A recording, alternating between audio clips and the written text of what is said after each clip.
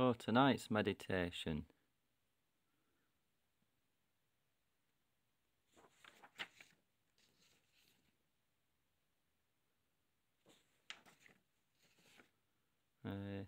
accepting defeat and offering the victory, learning to regard everyone we meet as our spiritual teacher, and tying these together, these insights into transforming adverse conditions.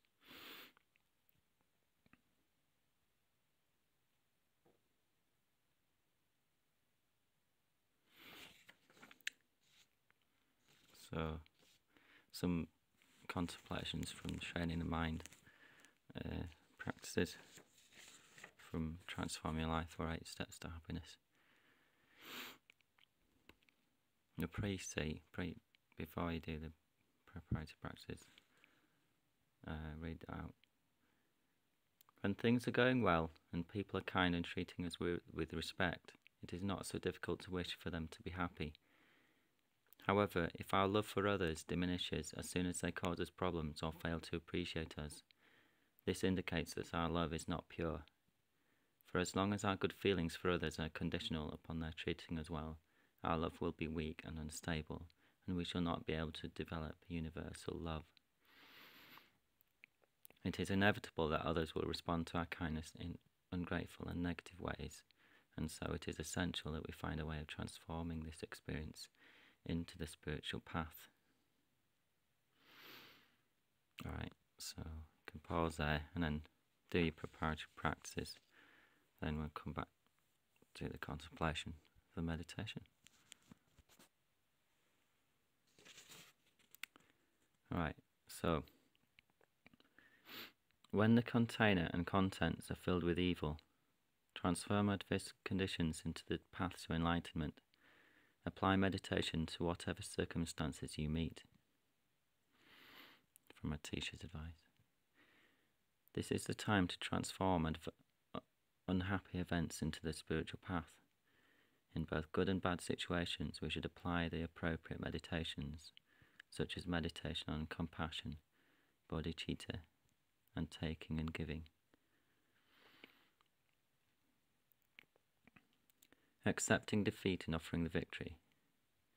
Those who are able to practice this patience have very strong minds. They are like real heroes and heroines, undaunted by the sufferings of samsara, and nothing has the power to disturb their minds. As Dharmarakshita says, a person who accepts samsara's pleasures but cannot accept suffering will experience many problems. But a bodhisattva who accepts suffering courageously will always be happy. For example, if we practice patience when we are sick, we shall be able to remain calm and peaceful. And if we practice patience when someone harms us, we shall have the clarity of mind to respond in a constructive way without anger or self-pity.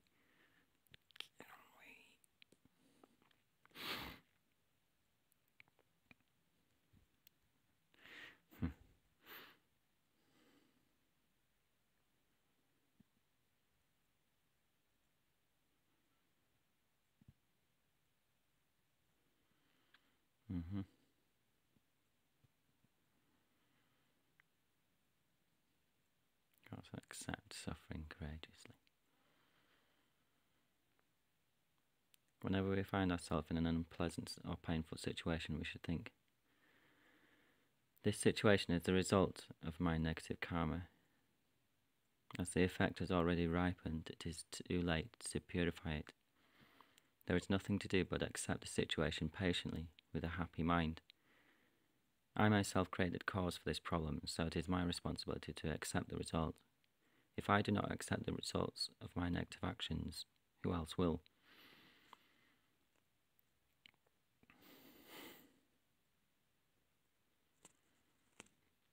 Although the patience of voluntarily enduring suffering is not in itself the actual practice of taking, if we are able to bear our own suffering courageously, we shall not find it difficult to take on the suffering of others.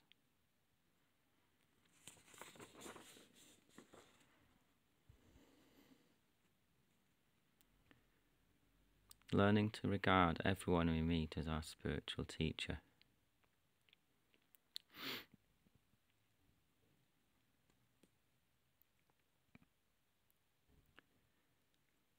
When someone we have helped repays our kindness by harming us, instead of getting angry, we should try to see that person as a spiritual teacher and generate a mind of gratitude towards him or her.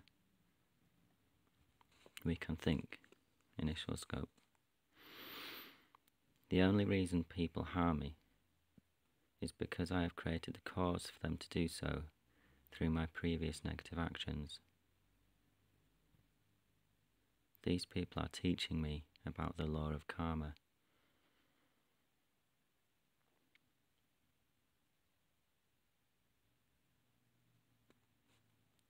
By deceiving me and repaying my help with harm, they are reminding me that in the past I deceived and harmed others. They are betraying me only because I betrayed them or others in previous lives. They are encouraging me to purify my negative karma and to refrain from harmful actions in the future. How kind they are. They must be my spiritual guide, emanated by Buddha.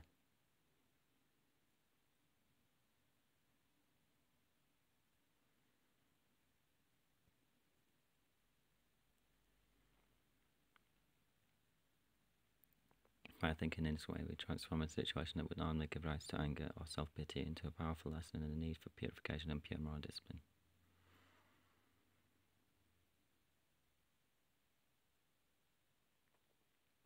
Tying together these insights into transforming adverse conditions. By thinking skillfully in these ways, we can regard even those who harm or deceive us as our spiritual teachers. This is a very important point because it means everyone can be our teacher. Whether someone is a spiritual teacher or an obstacle to our spiritual progress depends entirely upon our mind. In many ways, those who harm us are the kindest because they shatter our complacent view that sees samsara as a pleasure garden, and, like a powerful spiritual guide, they inspire us to engage more strongly in spiritual practice. A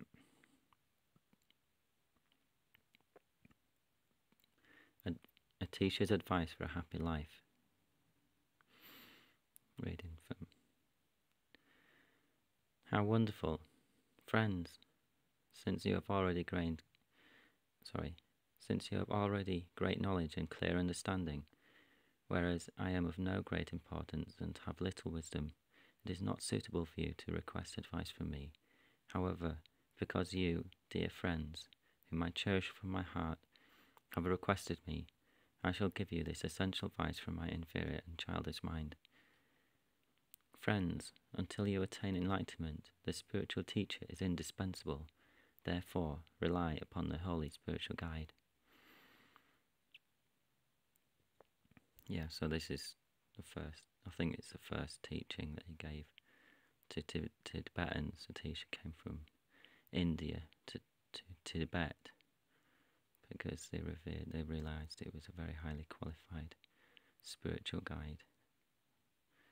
So I don't think he really means this. I think he's just showing an example of humility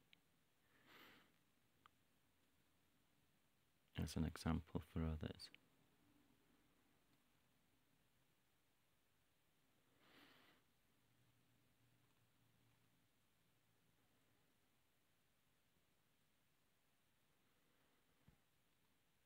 Atish had deep experience of all the stages of the spiritual path. He gained deep realizations in India and in Indonesia,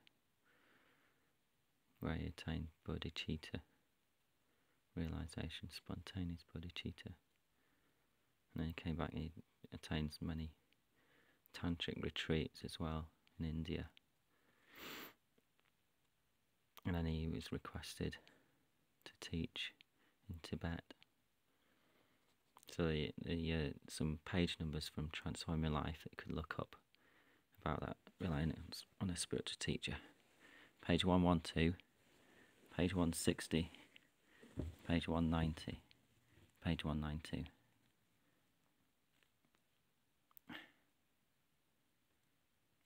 So first develop this special view towards our family and friends. They are my spiritual teachers because they shatter my complacent view that sees samsara as a pleasure garden.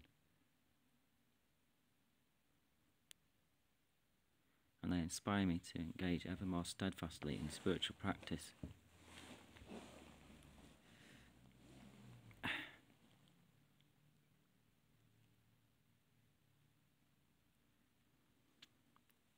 Excuse me, I've just got a slight risk of getting a cramp.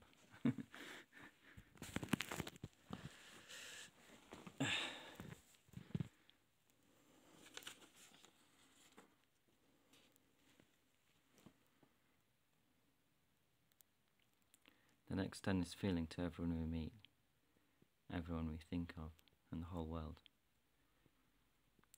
Everyone is my spiritual teacher. Even those who harm me or deceive me are my spiritual teachers. Like a powerful spiritual guide, these are the kindest of all.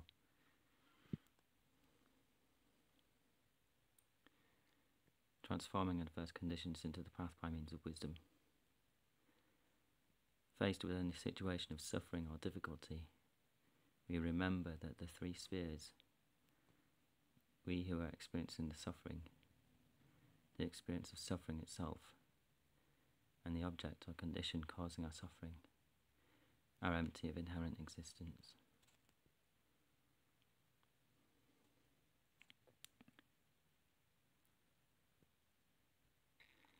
Then focus single-pointedly on emptiness for as long as possible. This practice will increase our wisdom and reduce our suffering and discouragement. Through further meditation, eventually we will attain a direct realization of emptiness. So that last step, recognizing the three spheres of emptiness in all our daily activities. It's a very simple way of maintaining mindfulness with wisdom, as well as at the same time practicing all the method practices such as patient acceptance, transforming adverse conditions, accepting defeat and offering victory, realizing that others are our spiritual teachers, teaching us about the law of karma. We can also remember wisdom in the three spheres. Very simple meditation on emptiness.